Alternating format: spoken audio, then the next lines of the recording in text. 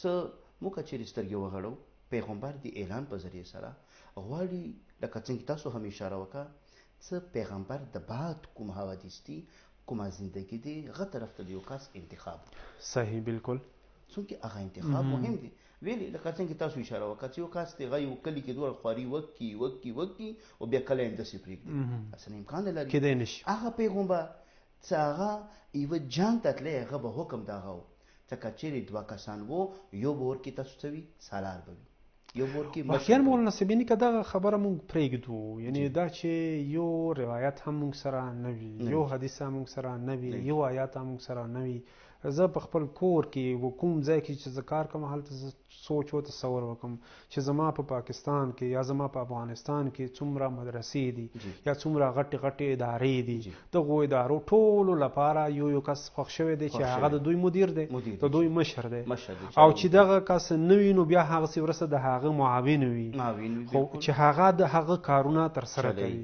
آیا داسې کیدای شي داسې اداره داسې مدرسه داسې سکول داسې جماعت شته دی ټول پاکستان په افغانستان کې چې د هغه کس مړ کېږي او د هغه وروسته وارثان نه وي او همداسې پرېږدي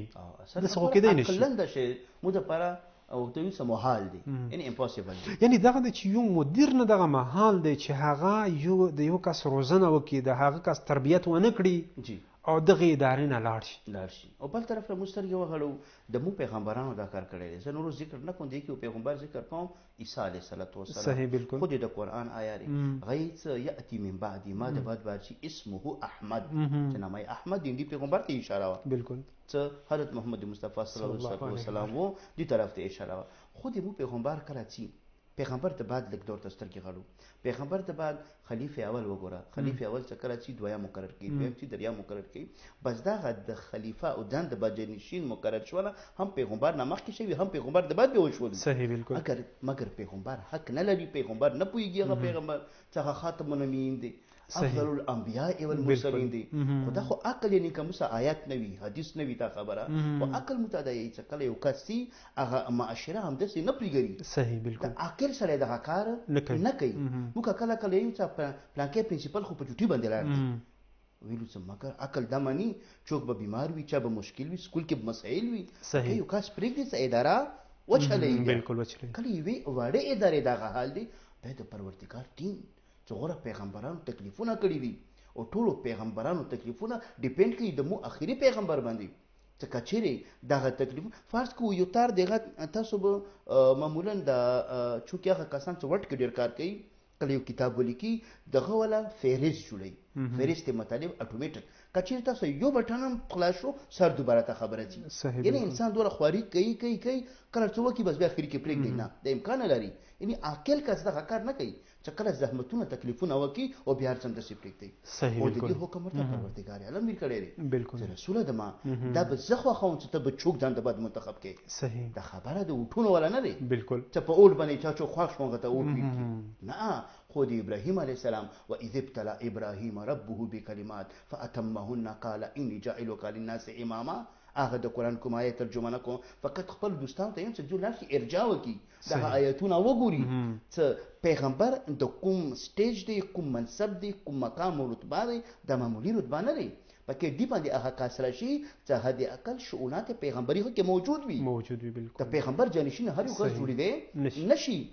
یو کتاب دی علی اصغر رضواني فارسی کې لیکلی تقریبا 300-400 صفحې کتاب دی هلته ډېر ښه گفتگو شوی دی هم عقلي هم تاریخي هم قرآني هم حدیثي دلیل یې راوړي چې آیا پیغمبر ځان د بادجانشین پرېښی که پرېښی نه دی قضیه څوک دی ډېر ښه گفتگو شوی څخه طرف ته د دوستانو ته یې جاوید کوم څه که چیرې دغه نامې والا ناماویر کې انټرنیټ کې خبر ورته څه شي روزي اگر چې پرچې کې لیکلی خو نن سبا نن دومره پیشرفت کړی دی علم چې ګوګل ته غویر کې ټوله ترجمه ورته اردو انګریزي کې کېږي دې طرف ته مراجعه کوی شي اوس کې دغه پیغمبر ځان د بعد پکار دی یو کس پرېږدی خو ابراهیم علیه السلام چې قال من ذریتي آیا دا به د ما ذریت کې وي قال ذریتي دا ما ذریت کې شته دی قال لا ينال احدي الظالمين د ما عہده د ما مقام د ما مرتبه پروردګار دی ظالم ته ملويږي نه بس پیغمبر هغه کس پر اولی چې کوم پروردګار غواړي بالکل خودی هغه آیت چې کله نازل شولو مفسرین یې چې کله پیغمبر دغه دعا وکړله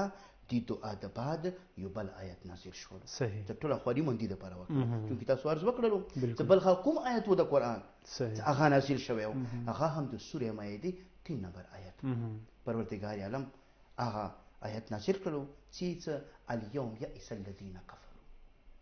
نن هغه ورځ دی چې کافران مایوس شول صحیح نه امید شول بالکل ځکه چې هغوی ذهن کې دا و چې پیغمبر لاړ و چې ختم شو خبره یعنی اوس هم مولانا صاحب ډېر ښکلي ټکي ته تاسو اشاره وکړه چې د کفارو ذهن کې دغه خبره موجوده وه چې پیغمبر لاړو نو دین هم ختم شو نو اوس که چیرې موږ وایو چې پیغمبر لاړو او څوک یې مقرر نه کړل نو بیا دغه د کفارو خبره شوه چې هغوی هم دا ویلي چې کله پیغمبر تللی سره سره دین هم ختم شو هغوی دغه ویلو چې ټیک دی د پیغمبر څومره عمر به وي خو هغه نه بعد به هم دغه له دنیا ځي او چې دنیا نه لاړ شي دغه دین به ختم شي چې کله دین ختم شي دغه ټول خلک به بیا هم زمونږ کوم دین و هغه ته به راوګرځي یعنې بت پرستي ته به راوګرځېږي اوس که چیرې یو مسلمان دی هغه دا وایي چې پیغمبر اعلان نه دی کړی پیغمبر کس نه دی مقرر کړی نو دغه د هغو خبره شوله چې هغوی هم خوشحال وو چې موږ څوک مقرر نه کړي او دغه کسان هم وایي چې پیغمبر څوک نه دی مقرر کړی یا دا وایي چې نه څوک په کار دی مقرر نه کړي چې موږ وټونه وکړو یو کس ته وایي چې ته خلیفه شه یعنې دا هماغه د کفارو خبره ده الیوم یئس الذین کفروا هغه ورځ چې کافر مایوس شول ناامیده شول دا ناامیدي که ته اجازت وکړې زه یوې جملې کې ذکر کړم چې یو بل چې کوم وه چې پروردګار د هغو هر څه باندې اوبه واړولې عقل چې کله د پیغمبر اولاد نه صحیح هغه ټایم دی چې آس بن وایل نورو کسانو به پیغمبر ته ویلو چې ته ابتر یې توبه نعوذ بالله من ذلک صحیح تا نسل ختم دی بالکل ان اعطیناک الکوثر چې کله د کائنات ورمن راغله هغه د کافرانو هر څه ختم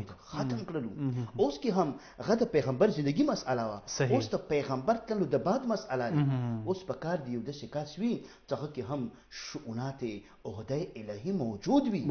بالکل فرض کوو یو پرنسپل یو مدیر کله یوې مدرسې نه ځي هغه مثلا یو عام چوکیدار ته نه چې راشه ما په ځي باندې کښېنه صحیح چې هغه جلو وي ګیټ کې لګیا وي ورته چې راشه دې ته لږ خیال کوه زه دوې درې ورځې نشته یم نه داسې هېڅکله نه کوي په کار دی یو پرنسپل کله خپل سیټ باندې چینوي هغه به د هغه ډګري والا کس چینوي کله یو عام کس په دې باندې پوهېږي هغه څه خالق د ټول مخلوق دی خالق د ټول جهان دی خالق د کائنات دی آیا هغه دې باندې نه پوهېږي چې اوس پیغمبر ته باید بچو ګرځي هغه کس په کار دی راشي چې هغه سره نه بت پرستي نفاق و کفر و شرک اصلا بوی نه وي اورېدلی داسې کس په کار دی اوس کې راشي چې هغه کس امیر المؤمنین علی بن ابي طالب علیه الصلاة والسلام دی